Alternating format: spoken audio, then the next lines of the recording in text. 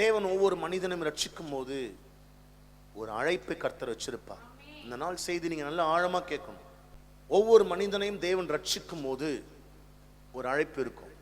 ஒரு ஆபீஸ்க்கு நீங்க வேலைக்கு போங்களேன், அந்த வேலைக்கு போகும்போது எல்லாருக்கும் ஒரே வேலை கிடையாது, வித்தியாசமா வேலை இருக்கு. அதாவது ஹவுஸ் கீப்பிங்ல இருந்து சிஇஓ வரைக்கும் இருக்கும். எல்லாருக்கும் ஜாப் தான், சேம் கம்பெனி, ஆனா அங்க டிஃப்ரெண்ட் கேட்டகரிஸ் இருக்கு, பொசிஷன்ஸ் இருக்கு.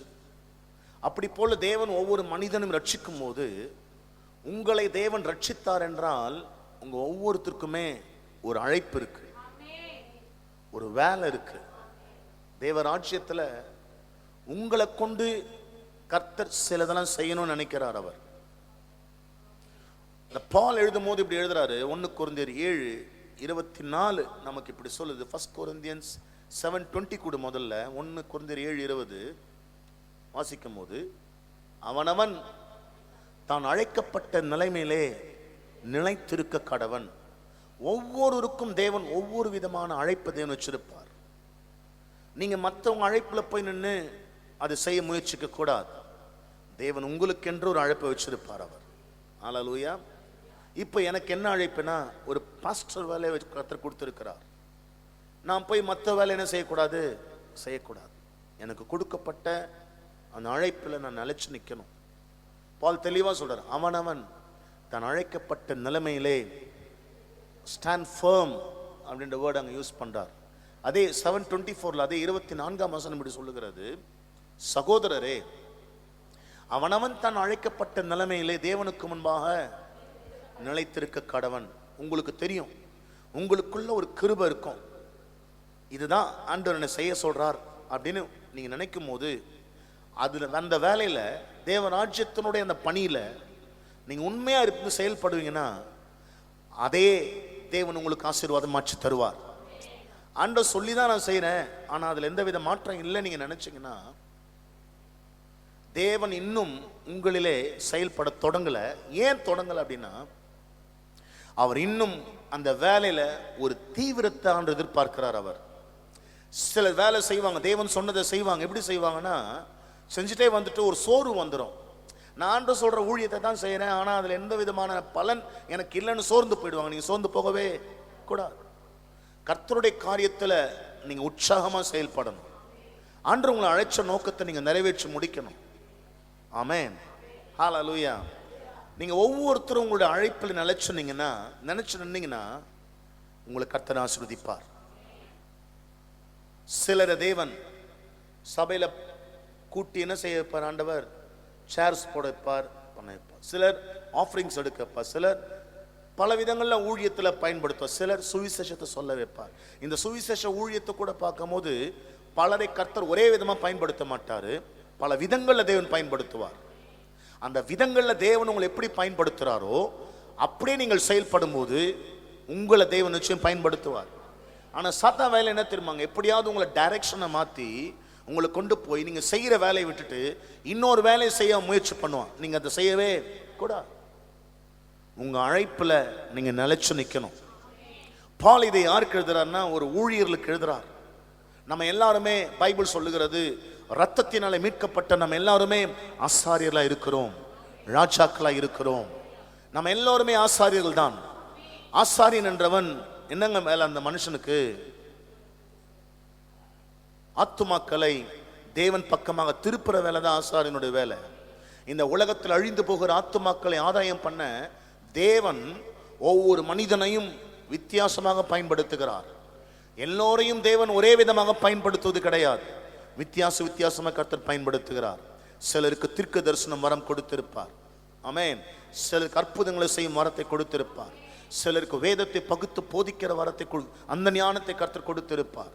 சிலருக்கு தேவன் ஒவ்வொரு விதமான 9 விதமான ஆவின் கனிகளினால் நிறைத்து வித்தியாசமாய் தேவன் பயன்படுத்துவார். அவர் உங்க அழைப்புல நீங்க ரொம்ப கேர்ஃபுல்லா இருக்கணும். நீங்க எஜமான் வரப்போகிறார், அவர் வரும்பொழுது உன்னிடத்தில் நான் 5 தாலந்து கொடுத்தேன், வாட் யூ டிட் ஃபார் மீன்னு கேட்பார். அவர் எனக்காக நீ என்ன செஞ்சன்னு கேட்பார்.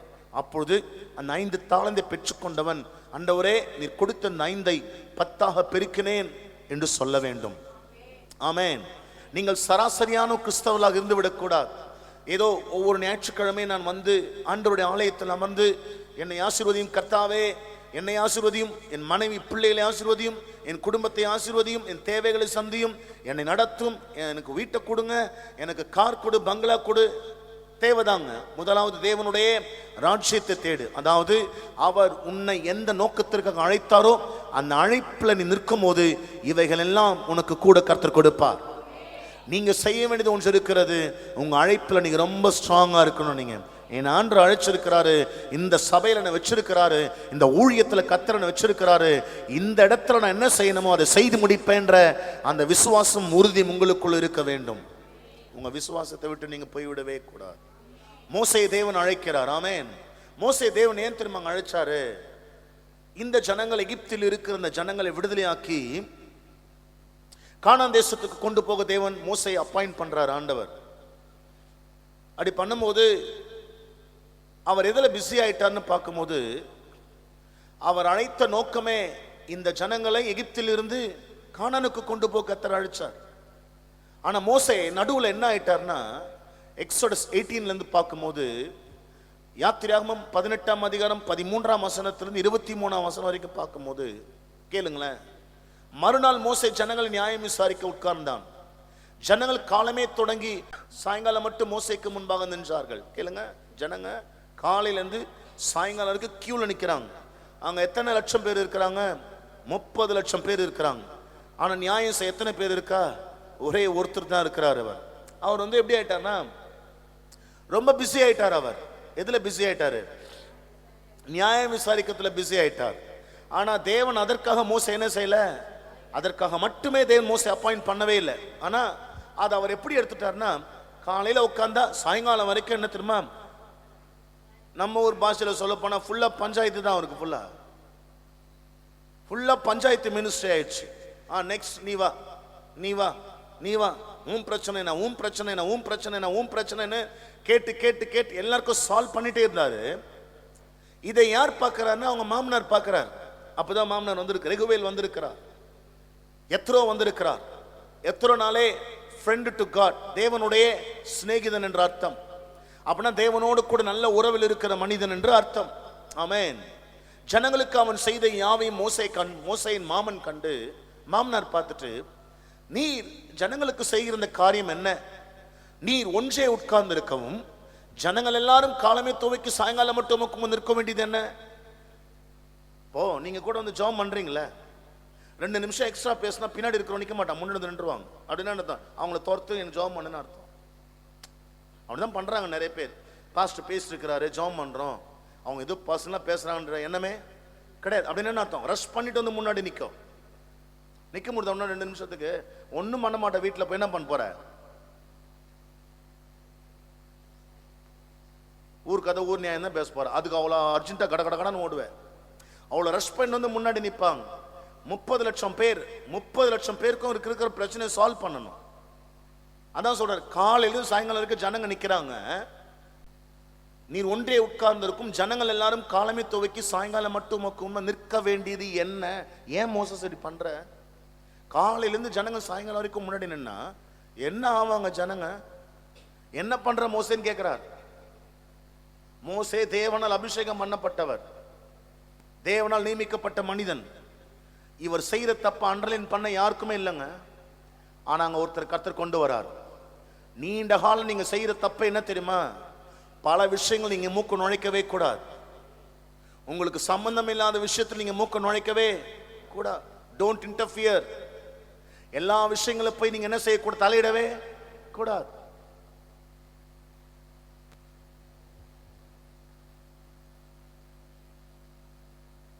மோசே தன் மாமனை நோக்கி சொல்றாரு, தேவனிடத்தில் விசாரிக்கும்படி ஜனங்கள் என்னிடத்தில் வருகிறார்கள், அவர்களுக்கு யாதொரு காரியம் உண்டானால் என்னிடத்தில் வருகிறார்கள், நான் அவர்களுக்குள்ளே வழக்கை தீர்த்து தேவ கட்டளைகளும் அவருடைய பிரமாணங்களை தெரிவிக்கிறேன் என்றான். சொல்றார். ஜனங்க எங்க போவாங்க? ஜனங்க என்கிட்ட தானே வருவாங்க. நம்ம கூட அப்படித்தானே இருக்கிறோம். இதுங்களுக்கு என்ன விட்டா? இதுங்களுக்கு என்ன விட்டா? உன்னை விட்டாதான் எல்லாம் நல்லா இருப்பாங்களே. நல்லா ஆழமா கேட்கணுங்க. நம்ம வேலை அது இல்லைங்க. நம்ம எல்லாரும் பிரச்சனை நுழைஞ்சிட்டு இருக்கிற வேலை நம்ம வேலை இல்லைங்க. எல்லாருடைய துக்கத்திலையும், எல்லாருடைய துயரங்களையும், எல்லாருடைய பிரச்சனைகளையும், எல்லாருடைய குடும்ப விஷயங்களையும் நம்ம தலையிடுது நமக்கு அவசியமே. செய்தி கேட்கிறியா? இன்னைக்கு உங்க கூட தான் கர்த்தர் பேசுறாரு. உங்களை தேவன் அழைச்ச அழைப்புல நீங்க நிக்காம வேற எங்கே ஓடிட்டு இருக்கிற, அதுக்கு முக்கிய காரணமே நீங்க எல்லார் விஷயத்திலும் நீங்க என்ன மூக்க நுழைச்சுட்டே.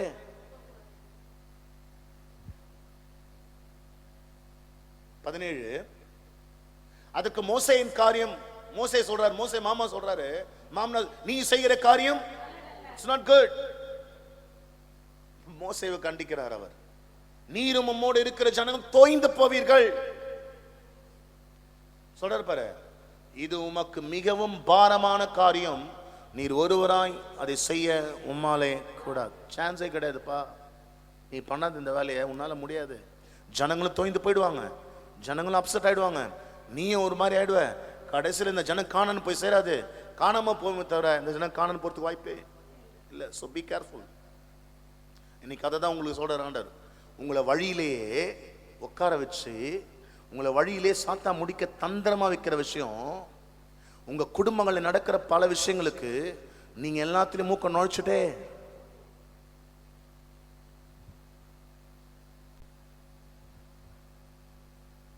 அவர் தெளிவா சொல்றாரு, நான் சொல்றது கேளு மோசே, நான் உனக்கு ஆலோசனை சொல்றேன். ஆண்டவரும் கூட தேவனும் கூட இருப்பாரு. நீ தேவ சந்நிதியிலே ஜனங்களுக்காக இரும். விசேஷித்தவைகளை ஆண்டு சமூகத்தில் கொண்டு போ. கட்டளைகளையும் பிரமாணங்களையும் அவர்களுக்கு வெளிப்படுத்தி, அவர்கள் நடக்க வேண்டிய வழியையும் அவர்கள் செய்ய வேண்டிய காரியத்தையும் அவளுக்கு தெரியப்படுத்தும். 21 ஜனங்கள் எல்லாருக்குள்ளும் தேவனுக்கு பயந்தவர்களும் உண்மையுள்ளவர்களும் பொருளாசை வெறுக்கிறவர்களுமான திறமையுள்ள மனிதரை தெரிந்து கொண்டு அவளை 1000 பேருக்கு அதிபதிகளாகவும் 100 பேருக்கு அதிபதிகளாகவும் 50 பேருக்கு அதிபதிகளாகவும் 10 பேருக்கு அதிபதிகளாகவும் ஏற்படுத்தும். அவர்கள் எப்பொழுதும் ஜனங்களை நியாயம் விசாரித்து பெரிய காரியங்கள் யாவையும் மும்மிடத்தில் கொண்டு வரட்டும், சிறிய காரியங்கள் யாவையும் தாங்களே தீர்க்கட்டும். அண்டர்ஸ்டாண்ட்? சின்ன சின்ன விஷயம் அவனே பார்த்துக்கிட்டான், அவங்களே பார்த்துக்கிட்ட விட. அவங்க எப்பங்க சிறகு அடிச்சு பறக்கிறது? நீ ஏன் நக்கிய புஷ்ணி இப்படி ஆட்டினேங்கிறான், பார்க்கவும் முடியல அவனால. ஒரு பறவை நீங்க வச்சுட்டு, ஹலோ என்ன பாருங்க, ஒரு பறவை இருக்குல்ல, புறாவை பார்த்துருக்கீங்களா? காக்காவை பார்த்துருக்கியா? பார்த்துருப்ப. அந்த காக்காவை நிக்க வச்சுட்டு, சரி புறாவை நிக்க வச்சுட்டு அந்த ரக்கையை நீயே பிடிச்சிக்கினேன் இப்படி இப்படி அடிக்கிற, அது போகுமாங்க? அது பல தாய் தழுப்பா அப்படிதாங்கிறாங்க எல்லாருமே. இரு நீ பறந்தா உனக்கு ஒன்றும் தெரியாது, உனக்கு நீ போய் எங்கன்னா போந்துரு, நான் அடிக்கிற ரக்கை சரிக்கிறேன். நீயே பார்க்க தெரியாம தான் நின்னுகிற, நீ இன்னொன்னு பார்க்க வச்சு என்ன பண்ண போற? புரியல உனக்கு? புரியாது. மைண்ட் யுவர் பிசினஸ்ங்க. உன் வேலை என்னவோ அதை செய்யுங்க. உன்னை அழைச்சாருங்க தேவன். இந்த கட்ட பஞ்சாயத்து பண்றதுக்கெல்லாம் கர்த்தர் நம்மளை அழைக்கவே, தேவையில்லாததெல்லாம் மூக்க நுழைக்கவே. ஞானமுள்ள வார்த்தை இருக்கணும்னா ஆண்டவர் சொல்றாரு, எத்தனை ஆலோசனை கொடுக்கிறாரு. நீ போய் தேவ சமூகம் நெல்லு மோசே. என்ன காயிலிருந்து பஞ்சாயத்து வச்சுட்டு உட்காந்து இருக்கிற நீ? இதுக்காக தேவன் ஒன்று அழைக்கல. எப்ப எப்ப கொண்டு போய் ஜனங்களை சேர்ப்ப? நீ பஞ்சாயத்திலே வாழ்க்கை ஓடிட்டு இருந்தா எப்பங்க போய் ஜனங்களை சேர்ப்ப? எல்லா பிரச்சனை குறுக்கிட்டு நீ பஞ்சாயத்து பேசிட்டு அங்கங்க நின்றுட்டு ஊர்க்கதை ஊர் நியாயத்தை பேசிட்டு அவனுக்கு நியாயம் பேசி இவனுக்கு நியாயம் பேசி, அப்ப நீ வாழ வேண்டிய வாழ்க்கை, நீ தேவனுக்கு செய்ய வேண்டிய காரியங்கள் எல்லாமே தேக்க நிலையில இருக்குங்க. எல்லாமே அப்படியே நின்றுட்டு இருக்கு. எல்லா வேலையும் உன் வேலை எல்லாமே நிக்குது. தெரியுமா உனக்கு? பஞ்சாயத்து பண்றதுல உங்க வேலை இல்லைங்க. It's not your job.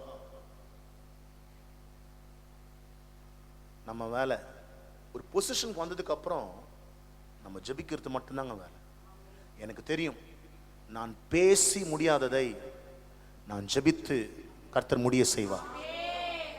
நான் பல நேரங்கள் அந்த அற்புதங்களை பார்த்துருக்கிறேன். 1 மணி நேரம் 1.5 மணி நேரம் பேசிக்கூட பிரச்சனை தீரவே தீராது. ஆனால் ஆண்டு சமூகத்தில் போய் நிற்கும் போது கர்த்தர் சாதாரண விதங்கள் அந்த அற்புதங்களை செய்வார்.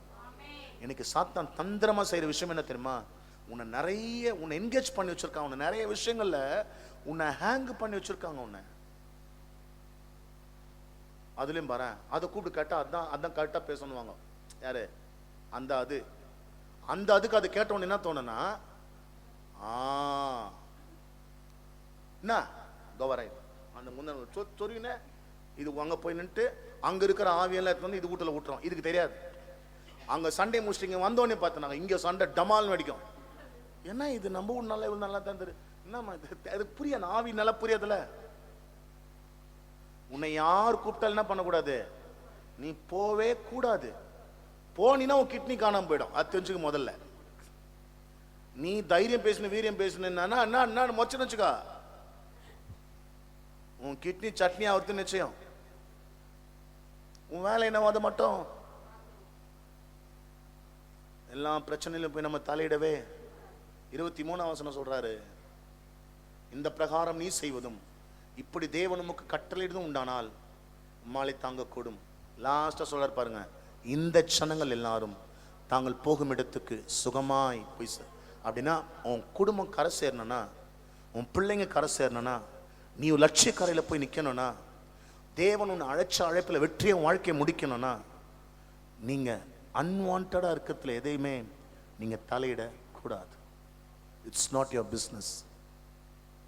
மோசேக்கு தேவன் எச்சரிப்பை கற்றுக் கொடுத்தார். மோசஸ், நீ என் சமூகத்தில் நிக்கணும். உபாகமத்தின் புஸ்தகம் 5ஆம் அதிகாரம் 30-31 இப்படி சொல்லுது. 30-31 கேளுங்களேன். நீ போய் ஜனங்களை சொல்ற கூடாரங்களுக்கு போங்கள், திரும்பி போங்கள் என்று அவர் ஜனங்களை அனுப்பிச்சு விடு.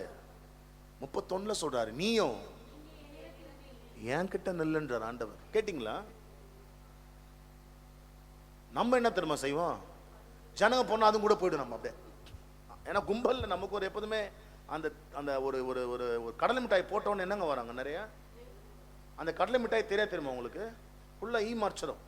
அந்த மாதிரி தான் நம்ம தெரியாத அளவுக்கு நம்ம வீட்டில் இருக்கிற எல்லா சூழ்நிலையும் போட்டு நம்ம மறைச்சு வச்சிருக்குங்க. உன் சிந்த முழுசு என்ன தெரியுமா இருக்கு, இந்த பிரச்சனை அந்த பிரச்சனை அந்த பிரச்சனை இந்த பிரச்சனை, இவங்களுக்கு போராட்டம் அந்த போராட்டம் இந்த போராட்டம் இந்த போராட்டம். இதுவாங்க உன் வேலை? சொல்லுங்க. உன் வேலை என்ன தெரியுமாங்க? உன் புருஷன், உன் பிள்ளைங்க, உன் குடும்பம். இதை கவனி. அவங்க அவங்க அவங்க குடும்பத்தை கவனிச்சாலே ஒன்று சொல்றேன், இந்தியா இயேசுவை காணும். பெருசா ஒன்னெல்லாம் இல்லைங்க. ஒரு குடும்பம், கணவன் மனைவி பிள்ளைகள் அப்படி இருக்கிறாங்கன்னு வச்சுங்களேன், அந்த குடும்பம் தேவனுக்கு ஏற்ற விதத்துல வாழ்ந்தாலே அந்த குடும்பத்தை தேவன் ஆசீர்வதிப்பாரு. நீங்க எங்க போறீங்க, உங்க குடும்பம் மட்டும் இவ்வளவு சமாதானமா, கணவன் மனைவி பிள்ளைகள் இவ்வளவு சமாதான சந்தோஷமா இருக்கிறீங்களேன்னு நீ எங்க போறீங்களோ அங்க நீ கூப்பிடுவானாங்க, தானாவே தேடி உள்ள வருவாங்க ஜனங்க. நம்ம எப்போதுமே நம்ம என்ன செய்ய, நம்மள பிஸியா வச்சிருக்கிறோங்க. நம்ம மோசஸ் எப்படின்னா ஃபுல்லாவே என்ன பண்ணிட்டாரு, பஞ்சாயத்து பண்ணி உட்காந்து இருக்கிறாரு. நல்லா கேட்டுக்கணும், உங்க வீட்டுக்குள்ள பஞ்சாயத்தே நடக்கூடாது. நல்லா ஆழமா கேட்டுக்கோங்க. உங்க வீட்டுக்குள்ள எந்த பிரச்சனையும் யாரும் கொண்டு வந்து பஞ்சாயத்து பண்ணவே கூடாது. அப்படி குறைய சொல்லும் போது நீங்க சொல்லணும், ஜெபம் பண்ணலாம், விடு, ஜெபிக்கலாம், கர்த்தர் போய் செய்வார், ஜெபம் பண்ணலாம். நீங்க அதுக்கு வாதாடினீங்கன்னு வச்சுங்க, சூழ்நிலை தலைகீழ மாறிடும். நீங்க எப்போதுமே நீங்க நல்ல பிள்ளைங்கன்னு ஆண்டவருக்கு கூட பேசுறாருங்க. ஒருவேளை நீங்க அறியாமையில நீங்க பல சிக்கல்ல இருந்தா இன்னைக்கு ஆண்டு சொல்ற ஒரே பதில், உன் பிரச்சனையெல்லாம் தீரணும்னா நீ பேசுவதை விட நீ என்கிட்ட சொல்லு, நான் அதுக்கு பதில் செய்வேன். தேவன் அசாதாரணமான விதத்துல செய்வாருங்க அவரு. கேளுங்களேன், அவர் சொல்றாரு 31, நீயோ இங்கே என்னிடத்தில் நெல், நான் அவர்களுக்கு சுதந்திரமாக கொடுக்கும் தேசத்தில் அவர்கள் செய்யும்படி நீ அவர்களுக்கு போதிக்க வேண்டிய சகல கற்பனைகளையும் கட்டளைகளையும் நியாயங்களையும் உனக்கு. கேளுங்களேன், நம்ம போய் பஞ்சாயத்து பண்ணிட்டேன்னு அற்புதம் நடக்காதுங்க. நம்ம அவர் சமூகத்தில் நிற்கும் போது அந்த பிரச்சனைக்கு தீர்வு அவர் சொல்லுவாருங்க. ஏன் பிரச்சனைக்கு தீர்வு வரல தெரியுமா? எடுத்த உடனே நம்ம என்ன பண்றோம், மூக்க நுழைச்சுக்கிறோம் நம்ம எல்லாத்துலயுமே. அதுக்கு ஆண்டு சொல்ற பதில், ஒரு பிரச்சனை காதுக்கு வந்த உடனே, அது குடும்பமா இருக்கட்டும், தனிப்பட்ட விதமா இருக்கட்டும், அது ஊழியமா இருக்கட்டும், என்ன வேணா இருக்கட்டும், முதல்ல நீங்க ஆண்டு சமூகத்தில் நிக்கணும். நின்னீங்கன்னா அந்த பிரச்சனைக்கு தீர்வை வார்த்தையில் அவர் சொல்லுவாரு. அதன்படி செஞ்சீங்கன்னா அற்புதம் உங்களுக்கு நடக்கும். நான் இப்படி சொல்றேங்க, நீங்க மனுஷங்கிட்ட தேடி போறதை விட மோசைக்கு சொன்ன மாதிரி சொல்றேன், முதல்ல நீங்க ஆண்டு சமூகத்துக்கு போங்க, உங்களுக்கு பதில் கர்த்தர் சொல்லுவார். நீங்க என்ன செய்யணும்னு எந்த மனுஷனுக்கும் தெரியாதுங்க, ஆனா ஆண்டவருக்கு தெரியுங்க சூழ்நிலை என்னன்னு. அவர் எல்லாம் வச்சு பார்க்கிறார்ல. நீங்க ஒரு புறமா சொல்லுவீங்க, ஆனா தேவன் ரெண்டு புறமா பார்ப்பாரு. பார்த்துதான் உங்களுக்கு ஞானத்தை கொடுத்து வார்த்தை கொடுத்து உங்களை என்ன செய்வாரு, நடத்துவார் அவர். மோசைக்கு சொல்ற பதில் தான், ஜனங்களை அனுப்பும் முதல்ல வெளியில, நீ ஜனங்க கூட நிக்க கூடாது மோசஸ், நீ தனியா சமூகத்துக்கு வா அப்படின்னார் ஆண்டவர். நம்ம எப்போதுமே நம்ம எப்படி இருக்கிறோங்க, நம்ம ஒரு கூட்டமாவே நின்றுட்டு இருக்கிறோம். ஒரு பிரச்சனைனா முதல்ல ஆண்டவர் சமூகத்தில் இப்ப நிக்கிற அந்த ஆவிக்குரிய அனுபவம் மக்களுக்கு ரொம்ப கம்மிங்க. ஆண்டவர் சொல்ற வார்த்தை, நீ அந்த ஜனங்களை கொண்டு போய் கானான் தேசத்துல சேர்க்கணும் அப்படின்னா உனக்கு வார்த்தை வேணும் மோசஸ். நீ என் சமூகத்தில் என்னதான் வார்த்தை கொடுப்பேன், நான் அந்த வார்த்தையை வச்சுதான் ஜனங்கள் நடத்த முடியும். உன் குடும்பத்தை எப்படி தெரியுமா நடத்த முடியும்? நீங்க அவர் சமூகத்தில் நின்னாதான் கர்த்தர் வார்த்தையை கொடுப்பாரு. அந்த வார்த்தையை வச்சுதாங்க உன் குடும்பத்தை நீ நடத்த முடியும். வார்த்தை எல்லாம் எப்படிங்க நீங்க நடத்துவீங்க? You cannot. நீங்க வார்த்தை இல்லாம நீங்க எப்படிங்க நடந்து போவீங்க? உங்களால முடியாதுங்க, ரொம்ப கஷ்டங்க. அதனால உனக்கு என்ன செய்யுதுன்னு தெரியாம ஏதாவது ஒன்று செஞ்சு குழப்பத்தில் பிரச்சனை சிக்கிருக்க காரணம் அதுதாங்க. ஏன்னா வார்த்தை இல்லை, ஆலோசனை இல்லை, தேவ நடத்துதல் இல்லை.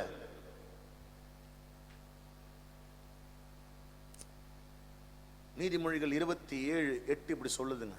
நீதிமொழிகள் 27:8, தன் கூட்டை விட்டு அலைகிற குருவி எப்படி இருக்கிறதோ அப்படியே தன் ஸ்தானத்தை விட்டு அலைகிற மனுஷனும் இருக்கிறான். உன் ஸ்தானத்துல நிக்கணும் நீ.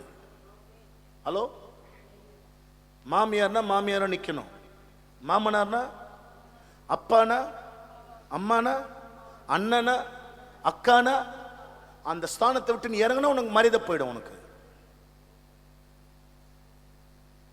மாமியார் சொல்றத கேட்டிருக்கீங்களா? கல்யாணம் ஆன புதுசுல இது என் பொண்ணு மாதிரி நம்ம எனக்கு தெரியும், இது அம்பேல் டுமில் கேஸ் தான், இது வெடிக்கும், இது கண்டிப்பா வெடிச்சு சதுர போது பாருங்க. நீ மாமியாராவே இரு, அது மருமகளாவே இருக்கட்டும், அவன் மருமகனாவே இருக்கட்டும், அவங்கவுங்க ஸ்தானத்தை சொல்லுது, அவங்கவுங்க ஸ்தானத்துல நின்னாதாங்க ஆசீர்வாதம். அந்த ஸ்தானத்தை விட்டு நீ இறங்கினா அந்த வீட்டில் உனக்கு மரியாதையே பார்க்க முடியாது. இந்த பைபிள் வச்சுட்டு சொல்றேன், உன் ஸ்தானத்துல நிக்கணும் நீ. அக்காவா அங்கே நில்லு, அண்ணனா அங்கே நில்லு, இறங்காத. மருமகளா அங்கே நில்லு. எக்ஸ்ட்ராவா என்ன செய்யக்கூடாது? டான்ஸ் ஆடவே கடைசி வரைக்கும் இந்த டான்ஸ் ஆடிதான் அவனுக்கு தெரியும்ல, புரியுதா? ஒரு வீட்டுக்குள்ள ஒரு மருமகன் நுழையிறா, மருமகன் வந்து ஆரம்பத்தில் எப்படிங்க இருப்பாங்க? உழுந்து அடிச்சுன்னு புடிச்சுன்னு என்ன பண்ணாது, அது ஒரு 3 மாசத்துக்கு செஞ்சிடும் டக்குன்னு. அதுக்கப்புறம் அதால பேலன்ஸ் பண்ண மாமியார் என்ன சொல்லுவா? வந்துச்சு நல்லா தான் இருந்துச்சு, இப்போ அதுக்கு என்ன கேடுன்னு தெரியல, அதுக்கு என்ன வந்துச்சுன்னு தெரியல, அதுக்கு நல்லா தான் இருந்தது.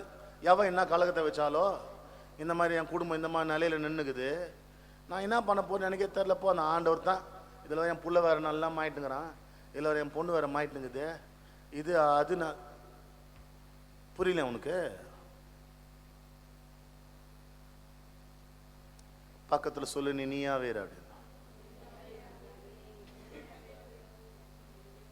அதான் உனக்கு நல்லது. மூசே, நீ ஜனங்க கூட உட்காந்து நடுவில் சேர் போட்டுன்னு ரிங்கா ரோஸ் ஆடக்கூடாது. அதுக்கெல்லாம் நீ கிடையாது மோசஸ், நீ என் சமூகத்தில் நிற்க வேண்டும். இன்னைக்கு சபைக்கு அவர் சொல்றாருங்க, நீங்க எல்லாருமே ஒரு பிரசன்னத்தில் நிற்க தேவன் விரும்புறார். எல்லாம் குப்பையும் வாரி மேலே போட்டுக்கூடாதுங்க. It's not a business. இன்னும் ஆழமா சொல்ல போறேன், இன்னொரு வசனம் நல்லா கேளு. 26:17 கூட, அதுல 26:17 கூட. வழியே போகையில் தன்னை கடாத வழக்கில் தலையிடுகிறவன் நாய் சும்மா பத்தனுக்கும். பார்த்துருக்கீங்களா? கம்மு தானே போன நீ, நாய் கதை பிடிச்சி எடுத்தாங்க பண்ணாது. 1 கிலோ கறி அது வாயில இருக்கும். அந்த மாதிரி தாங்க நம்ம. நீங்க நல்ல ஆழமா நான் சொல்றது சிந்திக்கணும். பல பிரச்சனைகள் நம்ம பிரச்சனை கிடையாது, அது இன்னொருத்தவங்க பிரச்சனை. அதை தூக்கி நம்ம தலை மேல வாரி போட்டு நம்ம கவலைப்பட்டு இருப்போம். ஆனா அந்த பிரச்சனைக்குரியவங்க தூங்குவாங்க நல்லா. சிஸ்டர், பிரதர், புரியுதா உனக்கு? எங்க புரியுது? நீ எங்கங்க நிக்கணும்? ரோட்ல போற நாய்க்கு அதை பிடிச்சி வலிக்க உன்னை கத்தர் அழைச்சாரு. தேவ சமூகத்தில் நிக்கணும். நீ என் பிரசன்னத்தில் நிக்கணும். நான் வார்த்தை தருவேன். அந்த வார்த்தை உன்னை வாக்குத்தத்தம் பண்ணப்பட்ட உன் ஆசீர்வாதங்களுக்கு நேரம் உன்னை நடத்தும்.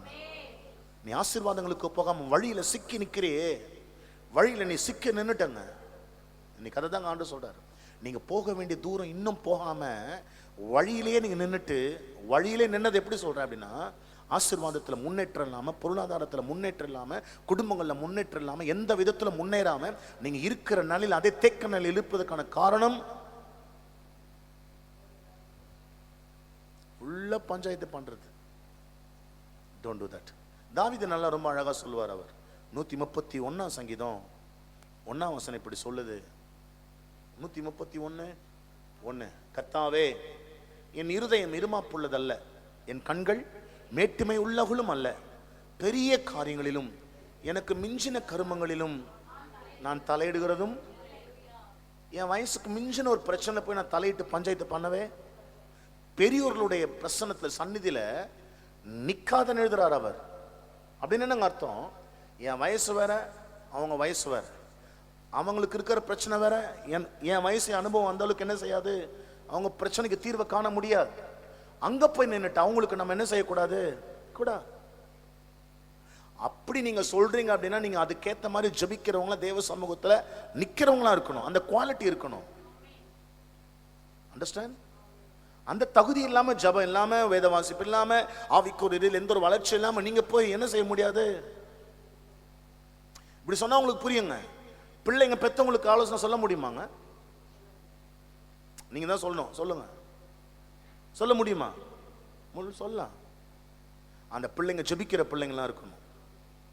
அந்த பிள்ளை ஜபிக்கிற பிள்ளையா இருந்து, பைபிள் வாசிக்கிற பிள்ளையா இருந்து, ஆண்டவரை தேடுறதுல பெத்தவங்களுக்கே நல்லா தெரியும். இந்த பொண்ணு நல்லா ஜபிக்கிற பொண்ணு, இந்த பையன் நல்லா ஆண்டவர் சமூகத்தில் காத்திருக்கிற பையன், இந்த பையன் கூட, இந்த பொண்ணு கூட தேவன் பேசுவார். நிச்சயமா இந்த வார்த்தை கர்த்தருடைய வார்த்தை தான் அப்படின்னு அனலைஸ் பண்ற அளவுக்கு அந்த பிள்ளைங்களுடைய ஸ்பிரிச்சுவல் லைஃப் நல்லா இருக்கணுங்க. அப்படி இல்லைனாக்கா அவங்க சொல்லக்கூடாது. அப்ப பெத்தவங்க சொல்லலாமா?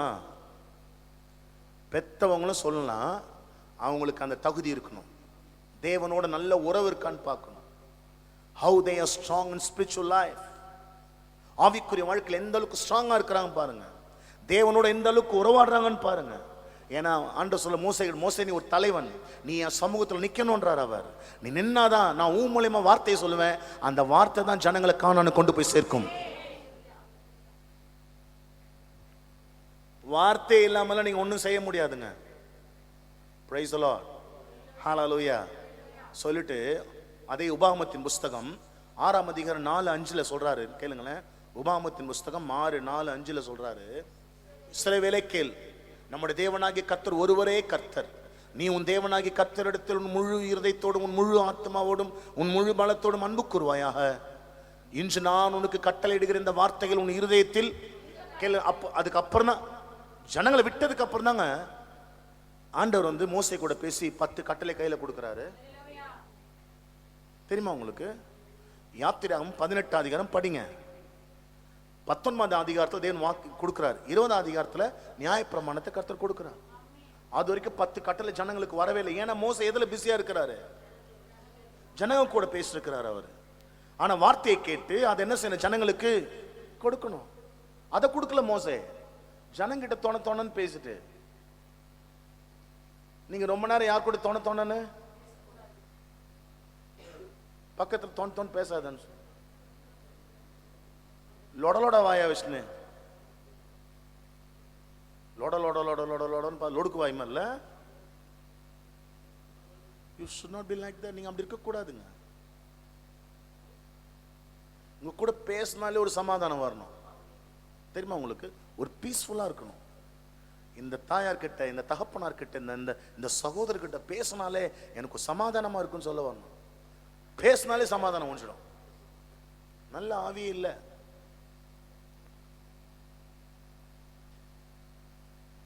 நீங்க எதுல இருக்கீங்கன்னு பார்த்துக்கோங்க. கமாண்ட்மெண்ட்ஸ் கொடுக்கிறாரு, கடவுள் ஆசீர்வதிக்கிறார். ஆமென். வார்த்தை வருது, நியாயப்பிரமாணம் வருது. எப்போ? அவர் சமூகத்தில் நின்னதுக்கு அப்புறம். அது வரைக்கும் அவர் எப்படி இருந்தார்? அவர் ஃபுல்லா ஜனங்க பிரச்சனையே பார்த்து தேவ சமூகத்தில் இப்போ நிற்க அவருக்கு நேரமே இல்லை. ஏன் தெரியுமா? உங்களால் ஜபிக்க முடியல. ஏன் தெரியுமா? உங்களால் பைபிள் வாசிக்க முடியல, நேரத்தோட ஆண்டவர் சமூகத்துக்கு வர முடியல. காரணம் ஒன்று தாங்க, you are so much engaged. நீங்கள் ஃபுல்லாக என்கேஜில் இருக்கிறீங்க. நீங்கள் எல்லாமே ஃபுல்லாக ஃபுல்லா சிக்கி இருக்கிற. எங்க பிரதர் ஒரு ஜாம் பண்ண நேரம் தான் இந்த வீட்டுல? எந்த வீட்டுல? இந்த வீட்டுல ஒரு ஜாம் பண்ண நேரங்குதா? ஒரு பைபிள் வாசிக்கணும் நம்மள சொல்றோம்ல. இது எல்லாமே நாமளா நம்ம தலை மேல தூக்கி போட்டு வாரிட்டு கடைசியில் நம்ம சுத்தி இருக்கிற எல்லாரும் குறை பேசிட்டு இருப்போம். நம்ம மோசே தெளிவா சொல்லிட்டார், எல்லாரும் கையில பிரிச்சு விடுன்ட்டார். அப்ப கல்யாணம் பண்ணி ஒண்ணு என்ன செய்யறோம்? வீட்டை நம்ம பிரிச்சு விடுறோமா இல்லையா? சொந்த பந்தங்க பிரிச்சு விடுறோமா இல்லையா? அவங்க பிரச்சனை அவங்களை பிரிச்சு விட்டு பாரு. முக்கியமானது மட்டும் அலசி பார்த்து அதை கொண்டு போய் தேவ சமூகத்தில் வச்சு ஜெபம் பண்ணு. கர்த்தர் ஆச்சரியமா நடத்துவார். அவனும் பரப்பா, நீயும் பரப்ப. பழைய ஏற்பாட்டில் தான் அந்த பிரச்சனைனா புதிய ஏற்பாட்டிலையும் அதே பிரச்சனை தான் வந்தது. எப்படி சால்வ் பண்றாங்க பாருங்க. அப்போஸ்தலருடைய நடபடிகள் 6:1-4 வரைக்கும் வசனம் இப்படி சொல்லுது. அப்போஸ்தலர் 1 அந்நாட்களிலே சீஷர்கள் பெருகின போது கிரேக்கரானவர்கள் தங்கள் விதவைகள் அன்றாட விசாரணையில் திட்டமாய் விசாரிக்கப்படவில்லை என்று எபிரேயருக்கு விரோதமாய் முறுமுறுத்தார்கள். அப்பொழுது 12 அப்போஸ்தலர்கள், ஆமென், 12 சீஷர்கள் யார்? அப்போஸ்தலர்கள். அவங்க கிட்ட பிரச்சனை வருது. என்ன பிரச்சனை வருது? சபையில் இருக்கிற ஏழைகள், எளிய மக்கள் கவனிக்கப்படலை, விதவைகள் கவனிக்கப்படலை, பெரிய பிரச்சனை இருக்கு. அப்போஸ்தலர்களே, நீங்க இதுல குறுக்கிட்டு நீங்க என்ன செய்யணும்? நீங்க கண்டிப்பா வரணும், இதுக்கு நீங்க பஞ்சாயத்து பண்ணணும்னு அப்போஸ்தல கிட்ட வருது. அப்பொழுது 12 சீஷர் கூட்டத்தை வரவழைத்து, ஆமென், எல்லாரும் கூட்டு வர, நாங்கள் தேவ வசனத்தை போதியாமல் பந்தி விசாரணை செய்வது தகுதியல்ல. ஸ்ட்ரைட்டா சொல்லிட்டாங்க. இதெல்லாம் நாங்க மூக்க நுழைக்க எங்களுக்கு வேலை, நிறைய வேலை இருக்கு. ஆன்சர் பண்ற 3ஆம் வசனம் கூட, சகோதரரே, அதுக்கு பதிலாக ஒன்று செய்யறோம். பரிசுத்த ஆவியும் ஞானமும் நிறைந்து நற்சாட்சி பெற்று இருக்கிற 7 பேரை நான் அப்பாயிண்ட் பண்றேன். அவர்களை இந்த வேலைக்காக, எவ்வளவு ஞானம் பாருங்க சபையில, 7 பேர் என்ன பண்றேன் நாங்க அப்பாயிண்ட் பண்ற இந்த விஷயத்துக்காக. ஆனா அப்போஸ்தலர்கள் நாங்க இந்த விஷயத்துல தலையிட கூட முடியாது. தெளிவா சொல்றாங்க அவங்க. 4ஆம் வசனம் கேளுங்க. சபை வேலை கேளு. நாங்களோ ஜெபம் பண்ணுவதிலும் தேவ வசனத்தை போதிக்கிற ஊழியத்திலும் இடைவிடாமல் தரித்திருப்போம். பாத்தீங்களா?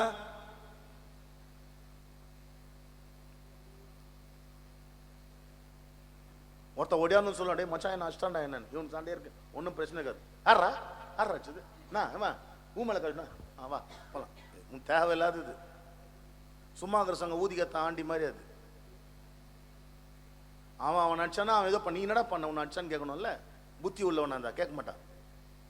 இந்த புத்தியில வந்து உதவாங்க, இவனு சேர்ந்து உதவாங்குவான். அவன் என்ன பண்ண தெரியாம நீ ஏன்டா வந்த அப்படின்னு 2 பேரும் போல்தான் போவாங்க. அட போட உன் பேச்சுக்கு நானும் உதவாங்கடான்.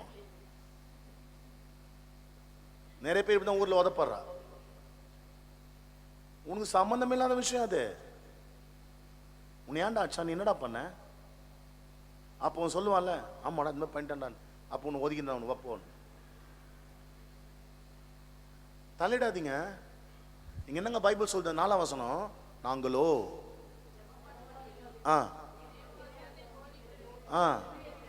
அப்போஸ்தலர்களுடைய வேலை, ஊழியக்காரனுடைய வேலை என்ன தெரியுமாங்க? அவன் ஜெபிக்கணும், வேத வசனத்தை சொல்லணும். அதான் அவன் ஸ்டேட்டஸ். அவன் அங்கதான் நிக்கணும். அதான் உங்களுக்கும் சொல்றார் ஆண்டவர். இந்த பூமியில உங்களை கர்த்தர் ஒரு ஊழியக்காரனா, ஊழியக்காரியா கர்த்தர் வச்சிருக்கிறார். நீங்க நிறைய விஷயத்துல என்கேஜ் ஆயிட்டு நீ செய்ய வேண்டிய வேலையை விட்டுட்ட, மற்ற எல்லாமே உன்னை சுத்தி நெருக்குது. உன்னை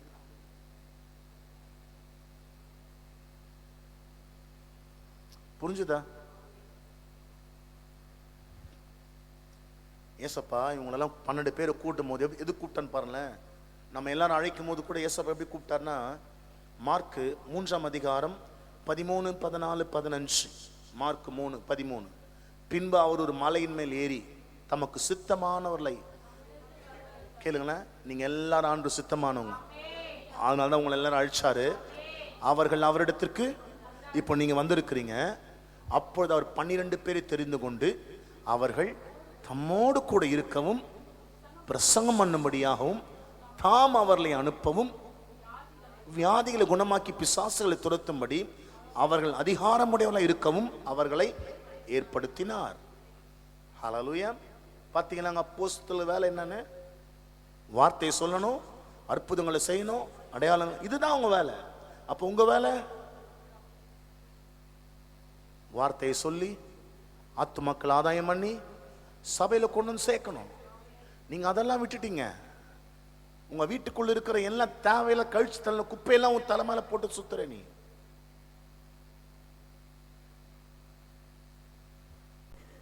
அப்போஸ்தலர் வேலை என்னங்க? வியாதியை சுகமாக்கணும், அற்புதங்கள் செய்யணும், அடையாளங்கள் செய்யணும். அதை விட்டுட்டு இவங்க என்ன தெரியுமா பண்றாங்க? சர்ச்சில் ரொம்ப ஏழ்மையானவங்களா இருக்கிறாங்க. நீங்க என்ன சொல்ல வரீங்க பாஸ்டர்? வந்து என் கூட உட்காந்து பஞ்சாயத்து நடுவில் உட்காரு. அவன் சொல்லிட்டான், நான் வர மாட்டேன்ப்பா, அது 7 பேர் அப்பாயின்ட் பண்றான், அவங்க வந்து பார்ப்பாங்கன்ட்டார்.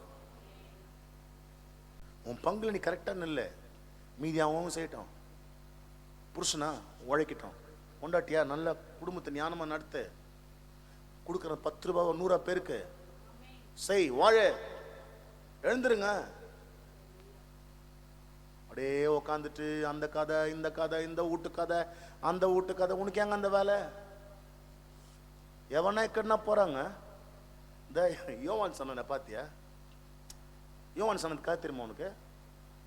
என்னங்க அப்படி கப்சிப் ஆயிட்டேன் இன்னைக்கு? ஒரு ஆமீன் கணவர் அல்ல தெரியும். இன்னைக்கு செய்தியில ஒன்றும் வராதுதான் தெரியும், வரும்போதே தெரியும். யோவான் சொன்ன நல்லா பார்த்தீங்கன்னாக்கா, அவர் வந்து ஏரோதுன்னு ஒருத்தர் இருந்தார்ல, அவர் வந்து அவன் தம்பி பொண்டாட்டியே வச்சுக்கினாரு. பச்சை சொன்னதான் புரியும். அவர் வந்து தம்பி பொண்டாட்டியே வச்சுக்கினாரு. இதை தெரிஞ்ச யோவான் சாணன் என்ன பண்றானா, டே நீ எப்படா நீ வந்து இன்னொருத்தன் பொண்டாட்டியே வச்சுக்கலான்னு கேட்டார். அது வரைக்கும் நல்லா தான் ஊழியம் செஞ்சுருந்தார். அவரை பிடிச்சி ஜெயிலில் தூக்கி போட்டாங்க. எங்க போட்டாங்க? எங்க? நல்லா தானே ஊழியம் செஞ்சிருந்த, நீ ஒழுங்கா செய்யலாம்ல, வாய் சரி கிடையாது, தூக்கி தேவையில்லாத விஷயம் உனக்கு, அது தூக்கி ஜெயிலில் போட்டாங்க. இந்த ஜெயிலில் போனோடனே அவருக்கு என்ன ஆச்சோ தெரியல, தன் சீஷர்ல கூப்பிட்டு சொல்றாரு, எப்பா இங்க எல்லாம் இங்க வாங்க, ஒருத்தர் பயங்கரமா அற்புதம் செஞ்சுட்டு இருக்கிறாரு, வருகிறவர் நீர் தானா அல்லது வேற யாராவது வர வேண்டுமா? புரியல உனக்கு? புரியல? நல்லா கேளு. வருகிறவர் இல்ல வேற யாருன்னா வரணுமா அப்படின்னா, இயேசுக்கு ஞானஸ்நானம் கொடுத்தவர் இவர் தான். இதோ உலகத்தின் பாவத்தை சுமந்து தீர்க்க தேவ ஆட்டுக்குட்டின்னு சொன்னவர் இவர் தான்.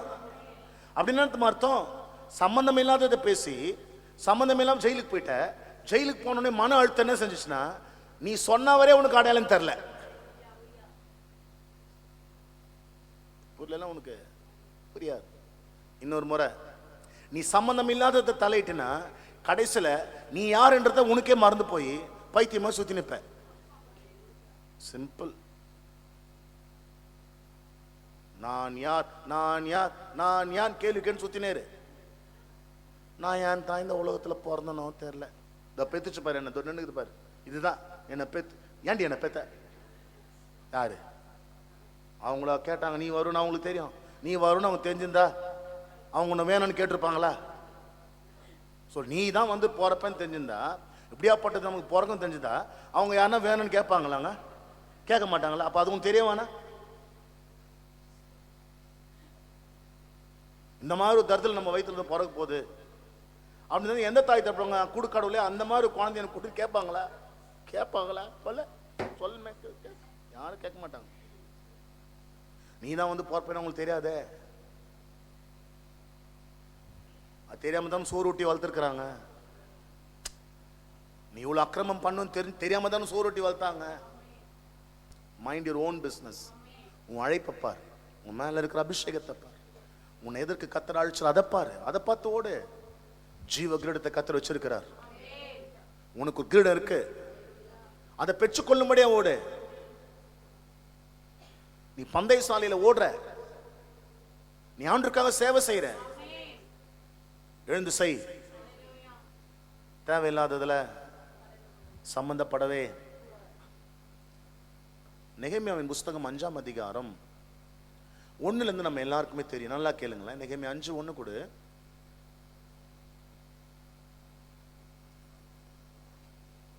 நெகேமியா வந்து பாபிலோன்ல இருந்து வராரு. ஏன் வராருன்னா, எருசலேமின் அலங்கத்தை கட்ட வரார். 6ஆம் அதிகாரம் 1ஆம் வசனத்திலிருந்து நல்லா கேளுங்க. நான் அலங்கத்தை கட்டி முடித்ததையும் இனி அதுல திறப்பு ஒன்றுமில்லை என்பதையும், ஒர்க் ஃபினிஷ்ட் ஆயிடுச்சு, அலங்கம் கட்டி சுத்தி வால் மதில் சுவரை கட்டி முடிச்சாச்சு. இப்போ அதுல எல்லாமே முடிஞ்சிச்சு தெரிஞ்ச உடனே சன்பல்லாத்து தொபியாவும் அரபியனான கேஷேமும் எங்களுக்கு உண்டா இந்த மற்ற பகைஞரும் எல்லாரும் கேள்விப்பட்ட போது நான் வாசல்களுக்கு இன்னும் கதவு போடாத இருக்கையில், இன்னும் பேலன்ஸ் இருக்கு, நல்லா கேளுங்க, இன்னும் உங்களுக்கு கொஞ்சம் பேலன்ஸ் ஒர்க் இருக்கு. பாதி முடிச்சிருக்க வேலையை, ஆனா மீதி பாதி வேலை உங்க எல்லாருக்குமே இருக்கு. ஆனா அவங்க வேலையை முடிக்க கூடாதபடி சத்துரு போராடுவான். அதுக்கு சிம்பிளா ஒரு வழி வச்சுருவான். உன் வீட்டுக்குள்ளே பிரச்சனை வச்சு தேவையில்லாத உன்னை சுத்தி ஏதோ உனக்கு சம்பந்தம் இல்லாத கொண்டு நிறுத்தி நீ அதுல என்கேஜ் ஆகி அதுல சுத்திட்டே இருப்பே தவிர நீ மத்தவன் உங்க சொந்த வேலையை உன்னால கவனிக்கவே. இங்க இருக்க நீங்க எல்லாரும் பாருங்க, உங்க சொந்த வேலையை தவிர மத்தவங்க எல்லார் வேலையும் பார்ப்பீங்க. நான் நல்லா யாரையும் மென்ஷன் பண்ணல, நீங்க நல்லா உங்களை சிந்திச்சீங்கன்னா உங்களுக்கே தெரியும் இந்த பிரச்சனை உன்னுடையது. ஏங்க பிரச்சனை உள்ளவங்கள வீட்டுல நல்லா தூங்குறாங்க, கடவுளை தேடாம. அவனுக்கு பசிச்சா அவன் சோறு திங்கணுமா இல்லையா? நீ தின்ன எப்படிங்க? நிறைய பேர் எப்படி நினைக்கிறாங்க, உனக்கு பசிக்குதா? எவ்வளோடா பசிக்குது? செம்ம பசிக்குது, இரு இது இவ்வளவு சோத்தை கொட்டிக்குது. அப்புறம் அவன் எங்க பசி தீரும், நீ அவனுக்கு சோறு போடு. அப்ப நீ தேவ சமூகத்தில் இல்ல, வார்த்தையை சொல்லு, உன் ஆலோசனை. நீ தேவ பிள்ளைங்க. இந்த உலகத்துக்கு என்ன தெரியுமா தேவை? இந்த உலகத்துல இல்லாத ஒண்ணு சரியான ஆலோசனை இல்லை. ஆலோசனை இருக்கு, சரியான ஆலோசனை இல்லை. அந்த ஆலோசனை சொல்லதான் கர்த்தர் இன்னும் அழைச்சிருக்கிறாரு. நீ அவன் கூட சேர்ந்து சுத்துறதுக்கு இல்லைங்க உன்னை கர்த்தர் அழைச்சது. நான் வாசலுக்கு இன்னும் கதவு போடாத இருக்கையில் சன்பல்லாத்தும் கேஷம் ஆள் அனுப்பி நான் மோனோ பள்ளத்தாக்கில் இருக்கிற கிராமங்கள் ஒன்றில் ஒருவரை கண்டு பேசும் வாரும் என்று கூப்பிட்டார்கள். அவர்களோ வென்றால் எனக்கு பொல்லாப்பு செய்ய. பாத்தீங்களாங்க, நெகமியான்னு திரும்ப கூப்பிடுறாங்க. ஒர்க் முடிய போகுது, கதவு போட்டா வேலை முடிஞ்ச மாதிரி. அதாங்க லாஸ்ட் வீடு கட்ட மாதிரி தானே முடிப்பாங்க. ஹலோ, வீடு கட்டி முடிச்சாச்சு, லாஸ்ட் என்ன பண்ணுவாங்க? நிலக்கால வச்சு கதவு போடுவாங்களா? கதவு போட்ட என்ன ஆயிடுச்சுன்னு அர்த்தம். இப்ப லாஸ்டா சத்துரு போராடுறான் பார். கடைசி நிமிஷத்தை நம்ம நின்றுட்டு இருக்கிறோம் இந்த பூமியில. we are in the last minute. ஆனா சத்துரு பல வகையில போராடிட்டு இருக்கிறா. இப்போ என்ன திரும்ப நெகமியா கூப்பிடுறாங்க, வா நெகமியா உங்ககிட்ட கொஞ்சம் நாங்க பேசணும். இப்ப நான் தான் வச்சுக்கேன், உங்களை விட்டு நானே என்ன தெரியல கூப்பிடுறோம், போயிட்டு வந்துடுறேன், நம்மள அங்கேயே போட்டு தள்ளுறோம். பதில் 3ஆம் வசனம் பாருங்க. அப்பொழுது நான் அவர்களுக்கு ஆட்கள் அனுப்பி, இவன் போல நெகமியா போல ஆள் அனுப்பி சொல்றாரு, நான் பெரிய வேலை செய்கிறேன். ஹலோ சிஸ்டர், பிரதர், உங்களை கர்த்தர் அழைச்சார்ல, நீங்க சின்ன வேலை உலகத்து வேலை செய்யலங்க, பெரிய வேலை, ராஜாதி ராஜாவோட வேலை செய்றீங்க. நீங்க எல்லாருமே நீங்க என்கேஜ் ஆகவே கூடாது, சம்பந்தம் இல்லாத விஷயம் தலையிடவே கூடாது. அது வேலை ஸ்தலமா கூட இருக்கட்டும், உன்னை கூப்பிடாம நீ அதுல போய் நிக்கவே கூடாது. குடும்பமா கூட இருக்கட்டும், நட்பா கூட இருக்கட்டும், சம்பந்தம் இல்லையா இன்டர்ஃபியர் ஆகவே கூடாது. நான் பெரிய வேலை செய்கிறேன் வரக்கூடாது. கேளுங்களேன், நான் அந்த வேலையை விட்டு உங்களிடத்திற்கு வருகிறதுனால் அது மெனக்கெட்டு போவானேன். என் வேலை மெனக்கெட்டு போயிடுமே, என் வேலை நின்றுடுமே. இன்னைக்கு உலகத்துக்கு உங்களுக்கு தெரியலங்க, உங்க வேலை எல்லாம் அப்படியே நின்று போயிருக்கு. நீங்க மத்தவங்க வேலையில பிஸியா இருக்கிறீங்க. அவனுக்கு செங்கல் எடுத்து கொடுக்குற, உன் பில்டிங் நீ கட்டாம வச்சிருக்க, இன்னும் நீ உன் குடும்பத்தை கட்டல, உன் பிள்ளைங்களை கட்டல.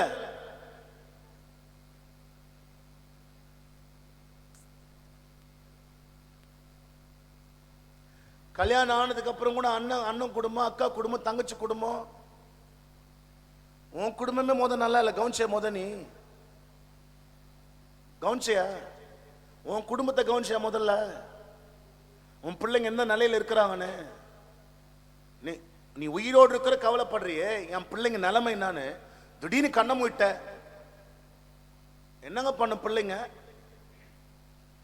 சொல்லுங்க. நீ உன் குடும்பத்துக்கு இன்னும் செய்ய வேண்டியது சரியா எதுவுமே செய்யலைங்க.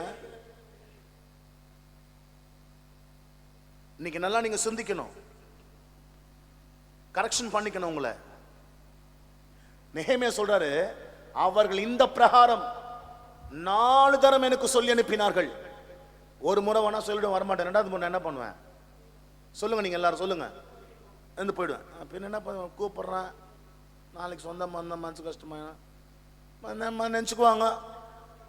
என்ன போய்தான் ஆகணும், வேற வழியில். நான் போயிட்டு வந்துடுறேன். ஏன் நான் நீ போ, நீ போன்னு. நான் வரும்போது பார்த்தா ரத்த காயத்தோடு வரோம். வா, நான் போவாதன்னு முறை சொன்னல உனக்கு, போவாதன்னு. ஏன் போனேன்? ஒரு முறை தான் சொல்லுவாரு, 2வது முறை சொல்ல மாட்டாரு. ஃபர்ஸ்ட் டைம் சொல்லும் போதே போவாதப்பா, போகக்கூடாது, செய்யாதப்பா, செய்யக்கூடாது. அப்புறம் முகலாம் ரத்தம் ஊத்தின்னு வந்தா யார் பொறுப்பாக முடியும்? நீ தான் பொறுப்பு. Be careful. ஒரு முறை தாங்க வாழ போற, நல்ல ஆழமா கேட்கணும். ஒரே ரெண்டாவது முறை பிறக்க போறோம் நம்ம எல்லாருமே. சரி விடு, இந்த முறை வேஸ்டா போச்சு, தண்டமா போச்சு, செத்துடுறேன் நான் செத்துறேன், அடுத்த வருஷம் இதே தேதியில் நான் பிறப்பேன். ஆனால் சாவுறாங்களா அப்படி? அந்த மாதிரி இருந்தாக்கா நான் எத்தனையோ முறை பிறந்து செத்துருப்பேன். வருஷம் வருஷம் செத்துருவேன் நான். விட அடுத்த முறை தான் இன்னொன்று பிறந்துக்கலாம், பார்த்துக்கலாம் விடு. அப்போ மதியமாக தான் புத்தி கெடுத்தனமா வாழ்ந்துட்டு நான் இந்த முறை சரியா வாழல, அழிச்சு எல்லாத்தையும் ஃபர்ஸ்ட் தான். விளையாட்டில் சொல்லுமே நம்ம,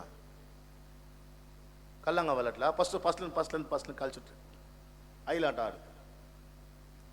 ஆனால் நெகேமியா சொல்றாரு, நானும் இந்த பிரகாரமாகவே அவளுக்கு அவன் எத்தனை முறை அமிச்சானோ அத்தனை முறை என் பதில தான், என் வேலையை விட்டுட்டு நான் வர மாட்டேன்ட்டான்.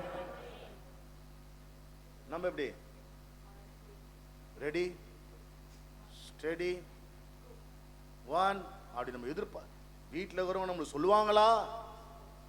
சரி போயிட்டு தான் வாயேன் சொல்லுவாங்களா? நம்ம வாயை திறக்கத்தை பார்ப்போம். நம்ம ராங். மறுபடியும் சொல்றேன், இன்னைக்கு நீங்க பல பிரச்சனைல சிக்கி இருக்கும், குடும்பம் சிக்கி காரணமே நீங்க சம்பந்தம் இல்லாத விஷயத்தை தலையிட்டதோடு தாங்க நீங்க வீட்டுல பல பிரச்சனைகள் தாண்ட மாடுது. அதுக்கு நல்ல எக்ஸாம்பிளே உங்க முன்னாடி நிக்கிற நான் தான். 5ஆம் வசனம் சொல்லுது, 5ஆம் தரமும் சன்பல்லா தந்த பிரகாரமாகவே தன் வேலைக்காரனையும் அவன் கையிலே முத்திரை போடாத ஒரு கடிதத்தையும் எனக்கு அனுப்பினான். கடைசியில் லெட்டர் எழுதி கூட போடுறான், வா உன்னை சந்திக்கணும். வந்தானா நெகேமியா கதை முடிஞ்சிடும், மீதி வேலை நின்றுடும். எருசலேம் பாபிலோன் எருசலேம் ஜனங்க உள்ள வர முடியாது. பல பேருக்கு ஆசீர்வாதம் தடைப்பட்டுருங்க. இன்னைக்கு தேவ ராஜ்யத்தில் கர்த்தர் உங்களை அழைச்சிருக்கிறார். எப்படி தெரியுமா? ஒரு ஊழியக்காரனா ஒரு ஊழியக்காரியா தேவ சுத்தத்தை செய்ய உங்க எல்லாரும் கர்த்தர் அழைச்சிருக்கிறாருங்க. நீங்க சாதாரணமான கிடையாதுங்க. ஆனா சாத்தான் பல வகையில் என்ன உங்களை கட்டி வச்சிருக்கிறாங்க. இன்னைக்கு அந்த கர்த்தர் கட்ட அவிழ்க்கணும். நீங்க உங்க வேலையை செய்ய ஆரம்பிக்கணும், உங்க குடும்பத்தை ஃபோக்கஸ் பண்ண ஆரம்பிக்கணும், உங்களோட தரிசனத்தை ஃபோக்கஸ் பண்ண ஆரம்பிக்கணும், உங்க வேலையில ஃபோக்கஸ் பண்ண ஆரம்பிக்கணும். எதற்காக கர்த்தரனை அழைச்சார், எதற்காக பிறக்க வச்சார், எதற்காக கர்த்தரனை உண்டாக்கினார், அதுல கவனம் செலுத்தினீங்கன்னா இப்போ சொல்றாங்க, இப்போது இருக்கிறதை பார்க்கலாம் நம்ம 1000 மடங்கு பெருகுங்க. நம்ம அவன் கூப்பிட்டான், இவன் கூப்பிட்டான், இவன் வந்தான், அவன் வந்தான், இவன் போனா உனக்கு என்னங்க? Don't be like that. நீங்க அப்படி இருக்கக்கூடாது. இப்ப கூட 1 கொரிந்தியர் 7:24 சொல்லுது. 7:21 24. சகோதரரே, அவனவன் தான் அழைக்கப்பட்ட நிலைமையிலே உன் அழைப்புல நில்லு. தேவ புள்ள, நீ ஆண்டு புள்ள, ஞானமா நடக்கணும். இந்த பூமி பொல்லாங்கன் கையில இருக்கு. ஆனா நீங்க ஞானமா நடந்தா அவனை ஜெயிச்சு மேல வந்துடலாம். நீ விஸ்டம். ஆண்டவரே, எனக்கு சம்பந்தம் இல்லாத எந்த காரியமும் இனி என்கிட்ட வரவே கூடாது, நானும் தலையிடவே கூடாது. நீர் எனக்கு என்ன அழைப்பு கொடுத்தீரோ அதில் நிற்கணும். உங்கள் வேலை என்ன தெரியுமாங்க? சொல்கிறேன், சோம் பண்ணுங்க, தேவைப்பட்ட ஆலோசனை சொல்லு. அந்த இடத்துல நின்னா உன் ஸ்தானத்துக்கு உண்டான கணத்தை கர்த்தரே கொடுப்பார். நீங்கள் நிறைய நேரம் உன் ஸ்தானத்தை விட்டு இறங்கினது விட்டு தாங்க உன் சொந்த குடும்பத்தில் இருக்கிறவங்க நிறைய பேர் உன்னை மதிக்கலைன்னு நீ சொல்கிறையே. பல நேரங்கள் நீ யோசிக்கிற, என் சொந்த ஃபேமிலியில் என்னை மதிக்கலையே. காரணம் என்ன தெரியுமா? உன் பொசிஷனில் உன் ஸ்தானத்தில் நீ நிற்கலை. நிற்காத தொட்டு தான் உன் மரியாதையை நீ இழந்துட்ட. இன்னைக்கு ஆண்டவங்க சொல்கிறார், அந்த கணத்தை அந்த மரியாதையை திரும்ப நான் கொடுப்பேன். உன்னை நீ மாற்றிக்கினா அந்த இடத்துல உன் இடத்துல நின்னா உன் குடும்பத்தை கர்த்தர் உயர்த்துவார். உன் பிள்ளைங்க செழிச்சு நிற்கும், உன் பிள்ளைங்க தலைமுறை ஆசீர்வாதமாக இருக்கும், நீயும் அநேகருக்கு ஆசீர்வாதமாக இருப்ப.